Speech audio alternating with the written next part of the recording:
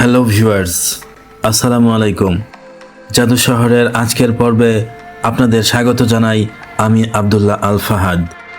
আজ আমরা যাব এমন এক জায়গায় যেখানে তিনটি দেশ মিলেছে এক বিন্দুতে: থাইল্যান্ড, মায়ানমার আর লাওস। এমন সুন্দর রহস্যময় জায়গার নাম হলো গোল্ডেন ট্রায়াঙ্গেল বা সোনালী ত্রিভুজ।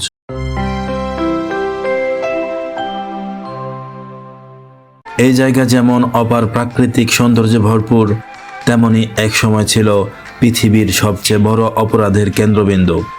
আজ আমরা জানব এই গোল্ডেন ট্রায়াঙ্গেল আসলে কেমন জায়গা, কেন একে বলা হয় মাদক সাম্রাজ্যের রাজধানী, আর এখন সেখানে কেমন জীবনযাপন করছে মানুষ। উত্তর থাইল্যান্ডের চিয়াং রাই প্রদেশে মেকং নদী ও রুয়াক নদীর মিলনস্থলে অবস্থিত এই গোল্ডেন ট্রায়াঙ্গেল। এখানে থাইল্যান্ড, মিয়ানমার ও লাওস তিনটি দেশের সীমান্ত একে অপরকে ছুঁয়ে আছে। একটা পাহাড়ের চূড়া থেকে তাকালে দেখা যায় একদিকে থাইল্যান্ডের সবুজ বনভূমি, অন্যদিকে মিয়ানমারের পাহাড় আর তার ওপারে লাওসের নদী তীর।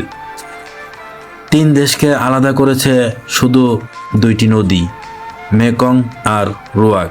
এই নদীর ওপারে দেখা যায় ছোট ছোট গ্রাম, কাঠের ঘর, নৌকা আর পাথুরে তীর। প্রাকৃতিক সৌন্দর্যে ভরপুর এই অঞ্চল যেন ছবির মতোই এক স্বর্গভূমি। কিন্তু এই স্বর্গের নিচে লুকিয়ে আছে এক অন্ধকার ইতিহাস, আফিম আর অপরাধের গল্প। গোল্ডেন ট্রায়াঙ্গেল নামটি প্রথম ব্যবহার করা হয়েছিল 1950 সালের দিকে, যখন এই অঞ্চলে আফিম চাষ আর পাচার ব্যাপকভাবে ছড়িয়ে পড়ে।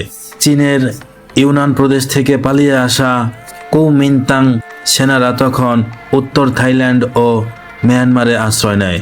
তাদের মূল পেশা হয়ে ওঠে আফিম চাষ এবং মাদক পাচার। সেই সময় সারা বিশ্বে 60% এর বেশি আফিম এই গোল্ডেন ট্রায়াঙ্গেল এলাকা থেকে উৎপন্ন হতো। মিয়ানমারের শান প্রদেশ আর লাওসের পাহাড়ে চাষ হতো বিশাল আফিমের ক্ষেত। এই আফিম রূপান্তরিত হতো হিরোইনে, আর সেই হিরোইন পৌঁছে যেত এশিয়া, ইউরোপ, এমনকি আমেরিকাতেও।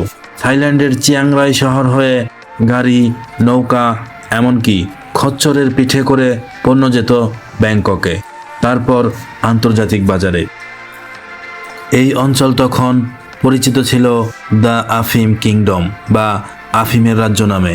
স্থানীয় মানুষেরা চাষ করত কারণ এতে প্রচুর টাকা আসতো, আর পাহাড়ি গোষ্ঠীগুলোর সেটাই ছিল তাদের একমাত্র জীবিকার উৎস। এই আফিম ব্যবসাকে কেন্দ্র করে জন্ম নেয় একাধিক সশস্ত্র গোষ্ঠী ও গ্যাং, যেমন মিয়ানমারের শান আর্মি, লাওসের বিভিন্ন ট্রাইব ও চীনা ব্যবসায়ীরা সবাই এই ব্যবসায় যুক্ত ছিল।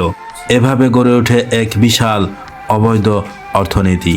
ভিয়েতনাম যুদ্ধের সময় মার্কিন যুক্তরাষ্ট্র এই অঞ্চলটিকে আরও গুরুত্বপূর্ণ মনে করে, কারণ এখানে তৈরি হিরোইন সেই সময় আমেরিকান সৈন্যদের মাঝেও ছড়িয়ে পড়েছিল।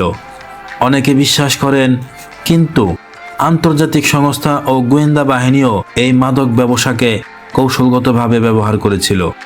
এই মাদক ব্যবসা থেকে যে বিপুল অর্থ আসত তা দিয়ে স্থানীয় গোষ্ঠীগুলো অস্ত্র কিনত, সৈন্য নিয়োগ করত আর পাহাড়ে নিজেদের রাজত্ব প্রতিষ্ঠা করত। 1970 এর দশকে গোল্ডেন ট্রায়াঙ্গেল হয়ে ওঠে বিশ্বের সবচেয়ে বড় মাদক উৎপাদন অঞ্চল। তখন প্রতি বছর এখানে উৎপন্ন হতো হাজার হাজার টন আফিম ও হিরোইন।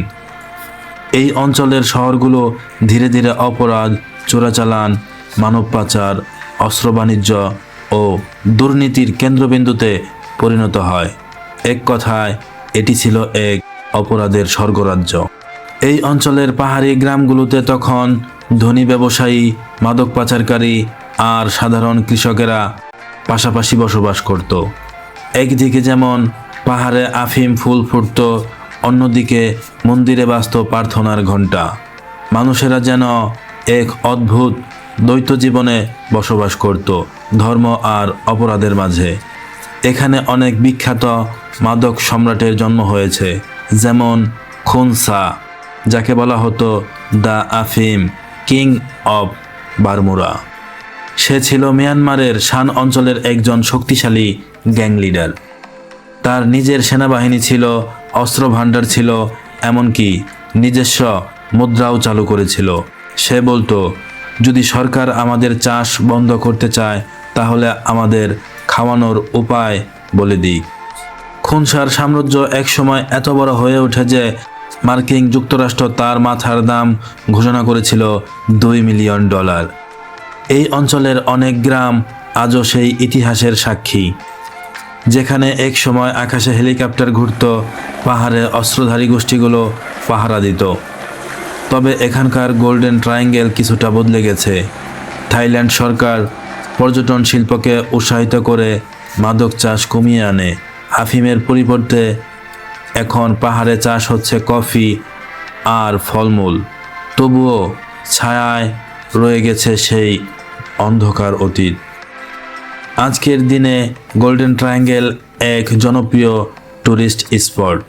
থাইল্যান্ডের চিয়াং রাই থেকে মাত্র 60 কিলোমিটার দূরে এই জায়গা দেখতে প্রতি বছর হাজার হাজার পর্যটক আসে। এখানে আছে গোল্ডেন ট্রায়াঙ্গেল ভিউ পয়েন্ট, যেখানে দাঁড়িয়ে একসাথে দেখা যায় 3টি দেশ।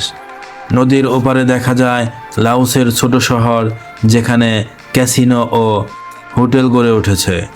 মিয়ানমারের দিকটা কিছুটা নিরিবিলি, পাহাড়ে ছেয়ে আছে বন। থাইল্যান্ডের দিকটায় এখন তৈরি হয়েছে হল অফ অফিয়াম মিউজিয়াম, যেখানে আফিম চাষ, মাদক ব্যবসা ও ইতিহাসের সব তথ্য প্রদর্শিত হয়। এই জাদুঘরটি তৈরি করা হয়েছে ঠিক সেই জায়গার কাছেই যেখানে এক সময় মাদক পাচারের কেন্দ্রবিন্দু ছিল। স্থানীয় মানুষ এখন পর্যটনের মাধ্যমে জীবিকা নির্বাহ করেছে। কেউ নৌকা চালায়, কেউ গাইডের কাজ করে, কেউ বিক্রি করে পাহাড়ি পণ্য। মন্দির, বৌদ্ধ মূর্তি, নদী আর পাহাড় মিলে এখানকার গোল্ডেন ট্রায়াঙ্গেল এক শান্ত শীতল জায়গা। গোল্ডেন ট্রায়াঙ্গেল নামটা শুনলে এখনও রহস্য আর ইতিহাসের গন্ধ পাওয়া যায়। একদিকে এটি অপরাধের স্বর্গরাজ্য, অন্যদিকে অদ্ভুত সুন্দর এক প্রকৃতির দান। এখানে আছে মানুষের বেঁচে থাকার লড়াই, অর্থের নেশা আর শান্তির খোঁজ। আজ এই জায়গা অতীতের অন্ধকারকে পিছনে ফেলে ধীরে ধীরে আলোর পথে এগিয়ে চলেছে। কিন্তু ইতিহাস বলে দেয়, কোনো স্বর্গ কখনো সম্পূর্ণ নির্দোষ নয়। জাদু শহরের আজকের পর্ব এখানেই শেষ করছি। আপনার যদি এই ভিডিওটি ভালো লেগে থাকে তাহলে লাইক দিন, কমেন্ট করুন আর সাবস্ক্রাইব করে আমাদের সঙ্গেই থাকুন। আমরা আবার আসব পৃথিবীর আরেক রহস্যময় স্থানের গল্প নিয়ে। ধন্যবাদ সবাইকে।